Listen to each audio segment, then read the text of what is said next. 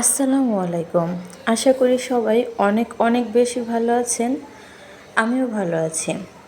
আজকে আপনাদের জন্য নতুন আরেকটি রেসিপি নিয়ে এসেছি, আর সেটা হলো পাঁচমেশালি মাছ দিয়ে দেশি আলুর পাতলা ঝোল। আর এই ঝোল তরকারিটা কিন্তু গরম ভাতে খেতে খুবই ভালো লাগে। আশা করি রেসিপিটা সবার অনেক অনেক বেশি ভালো লাগবে। আর ভালো লাগলে অবশ্যই লাইক, কমেন্ট, শেয়ার করবেন। তাহলে চলুন কীভাবে এই রান্নাটা আমি করছি। প্রথমে একটা বাটিতে আমি মাছগুলো নিয়ে নিচ্ছি। এখানে গুলশা মাছ আছে, আপনারা অনেক হয়তো ট্যাংরাও বলতে পারেন। তারপর এখানে সরপুঁটি মাছ, তারপরে এখানে টাটকুনি মাছ, বাটা মাছ, দুইটা মিক্স করেই আছে। মাছটা আমি ভালো করে পরিষ্কার করে ধুয়ে নিয়েছি। এবার এখানে পরিমাণ মতো লবণ দিয়ে দিচ্ছি, তারপর হলুদের গুঁড়া দিয়ে দিচ্ছি, মরিচের গুঁড়া দিয়ে দিচ্ছি। আপনারা যার যেরকম মশলা খেতে পছন্দ করেন ওই পরিমাণে গুঁড়া মশলাটা দিয়ে মাখিয়ে নেবেন। তারপর সবগুলো মশলা মিক্স করে আমি মাছগুলো ভালো করে মাখিয়ে কিছুক্ষণ রেখে দেব, যাতে মাছের ভেতরে সব মশলা খুব ভালোভাবে ঢুকে যায়। এদিকে আমি চুলাতে কড়াই বসিয়ে তেল দিয়ে পরিমাণ মতো আমি কড়াইয়ের তেলটা ভালো করে গরম করে নিচ্ছি। গরম করে এখানে আমি ডালের বড়ি ভেজে নেব। ডালের বড়িটা একটু ভালো করে লাল লাল করে ভেজে নিতে হবে, তাহলে তরকারিতে ডালের বড়ির টেস্টটা অনেক বেশি আসে। আজকে আমি এই ঝোল তরকারিতে ডালের বড়ি দেব, এজন্য ডালের বড়ি ভেজে নিচ্ছি। আপনারা কে কে এই ডালের বড়ি খেতে পছন্দ করেন অবশ্যই কমেন্টে জানাবেন। এদিকে ডালের বড়িগুলো ভাজা হয়ে গিয়েছে। তারপর আমি এই তেলে একে একে মাছগুলো দিয়ে দেব। তেলটা ভালো করে গরম না হলে মাছ উঠবে না, এর জন্য তেলটা খুব ভালো করে গরম করতে হবে, যাতে মাছগুলো খুব ভালোভাবে উঠে যায়। একটু সময় নিয়ে এপাশ ওপাশ করে আমি মাছগুলো খুব ভালো করে ভেজে নিচ্ছি। যেহেতু ঝোল তরকারি করব, এজন্য মাছটা ভেজে নিলেই ভালো হয়। আর মাছটা যেহেতু ফ্রিজে ছিল, এজন্য ভেজে তরকারিটাই বেশি টেস্ট আসে। টাটকা মাছ থাকলে কষিয়ে রান্না করলে সেই মাছের টেস্টটা একটু বেশি আসে। ফ্রিজে ছিল, এজন্য আমি মাছটা ভেজে নিয়েছি। দেখতেই পাচ্ছেন কিভাবে মাছগুলো খুব ভালো করে ভেজে নিচ্ছি। এভাবে আমি বাকি মাছগুলো একইভাবে ভেজে নেব।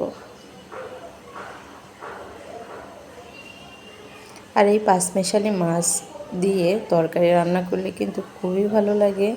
জানি না আপনাদের পছন্দ কি না, তবে আমাদের খুবই পছন্দের একটা তরকারি। এদিকে বাকি মাছগুলো ভাজা হয়ে গিয়েছে প্রায়।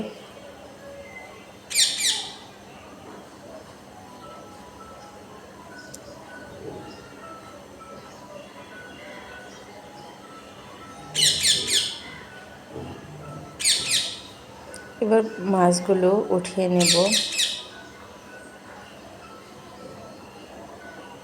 তারপর বাকি তেলে আমি পেঁয়াজ কুচি দিয়ে দেব। এদিকে পাখি কিচিরমিচির করে ডাকছে। পেঁয়াজগুলো দেওয়া হয়ে গেলে পেঁয়াজটা একটু ভালো করে ভেজে নিতে হবে। যেহেতু ঝোল তরকারি করব, এজন্য পেঁয়াজটা একটু বেশিক্ষণ ভেজে নিতে হবে। কারণ পেঁয়াজটা একটু ভালো করে ভেজে নিলে আঠালো আঠালো একটা ভাব চলে আসে, আর সেই তরকারির ঝোলটা খেতে কিন্তু অনেক বেশি ভালো লাগে। এজন্য পেঁয়াজটা একটু সময় নিয়ে ভাজতে হবে। এদিকে পেঁয়াজটা ভাজা হয়ে গিয়েছে। এ পর্যায়ে আমি এখানে জিরা বাটা দিয়ে দিচ্ছি, 1.5 চা চামচ দিয়ে দিয়েছি। তারপর এখানে আদা বাটা দিয়ে দিচ্ছি 1/2 চা চামচ। তারপর আমি মশলা বাটাটা পেঁয়াজের সাথে একটু নেড়ে চেড়ে ভেজে নেব, যাতে কাঁচা কাঁচা ভাবটা চলে যায়। এদিকে ভাজা হয়ে গেলে মশলাটা, তারপরে এখানে আমি পরিমাণ মতো লবণ দিয়ে দেব।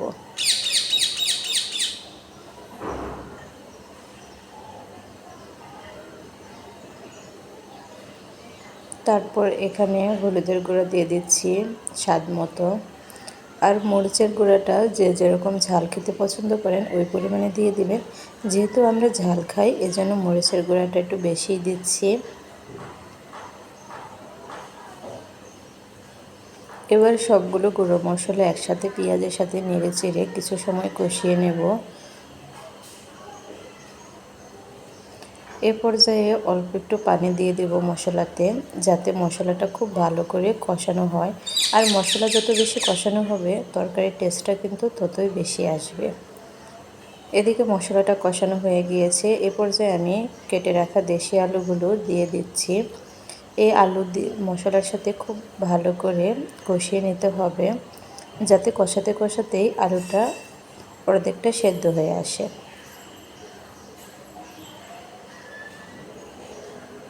এই কষাতে কষাতে আমি এখানে আলুর সাথে ডালের বড়িগুলো দিয়ে দিচ্ছি, কারণ ডালের বড়িটা আগে থাকতে কষিয়ে নিলে ডালের বড়ির ভিতরে সবগুলো মশলা খুব ভালো করে ঢুকে যায়, এজন্য খেতেও ভালো লাগে। এদিকে আমি অল্প একটু পানি দিয়ে আবার এই আলু ডালের বড়িটা কষিয়ে নেব। এভাবে একটু কষিয়ে নিলে তরকারিটা খেতে বেশি ভালো লাগে, এজন্য আমি কষিয়ে নিচ্ছি। এদিকে কষানো হয়ে গিয়েছে আলুটা। এ পর্যায়ে আমি ভেজে রাখা মাছগুলো দিয়ে দেব। ভেজে রাখা মাছগুলো দিয়ে আমি আবার একটু নেড়ে চেড়ে 1 থেকে 2 মিনিটের মতো কষিয়ে নেব। কষানো হয়ে গিয়েছে। এবার ঝোল যতটুকু রাখবো ওই পরিমাণেই পানিটা দিয়ে ওই পরিমাণের চাইতে একটু বেশি পানি দেব, যাতে তরকারিটা জাল ভালো করে হয় আর ঝোলটা খেতেও বেশি মজা লাগে। দেখতে পাচ্ছেন কতটুকু পানি দিয়েছি। আপনারা যে যেরকম ঝোল রাখবেন ওই পরিমাণের চাইতে একটু বেশি পানি দিয়ে দিবেন। এবার আমি একটা ঢাকনা দিয়ে ঢেকে কিছু সময় রান্না করে নেব। তরকারিটা ফুটতে শুরু করেছে। এ পর্যায়ে নেড়ে চেড়ে নেব। তরকারির পানিটা যখন অর্ধেকটা শুকিয়ে আসবে তখন আমি দুইটা টমেটো কেটে তারপরে এই তরকারিতে দিয়ে দিচ্ছি। এখানে কয়েকটা কাঁচামরিচও 2 ফালি করে কেটে দিয়ে দিয়েছি। এবার আমি আরও কিছুক্ষণ সময় ঢেকে রান্নাটা শেষ করে নেব। রান্নাটা হয়ে গিয়েছে। দেখতে পাচ্ছেন তরকারির ঝোলটা শুকিয়ে এসেছে আর কালারটাও কিন্তু অনেক সুন্দর এসেছে।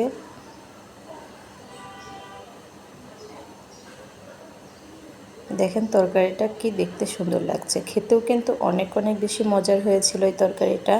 আর এই ঝোল তরকারিটা কিন্তু গরম ভাতে অনেক অনেক বেশি ভালো লাগে। আশা করি রেসিপিটা আপনাদের সবার অনেক অনেক বেশি ভালো লেগেছে। আর ভালো লাগলে অবশ্যই যারা আমার ফেসবুক পেজ থেকে দেখছেন তারা লাইক কমেন্ট শেয়ার করবেন, আর যারা ইউটিউব চ্যানেল থেকে দেখছেন তারা অবশ্যই চ্যানেলটি সাবস্ক্রাইব করবেন। আজকের মতো এখানেই। সবাই যার যার পরিবার নিয়ে ভালো থাকবেন, আমিও ভালো থাকবো। আল্লাহ হাফেজ।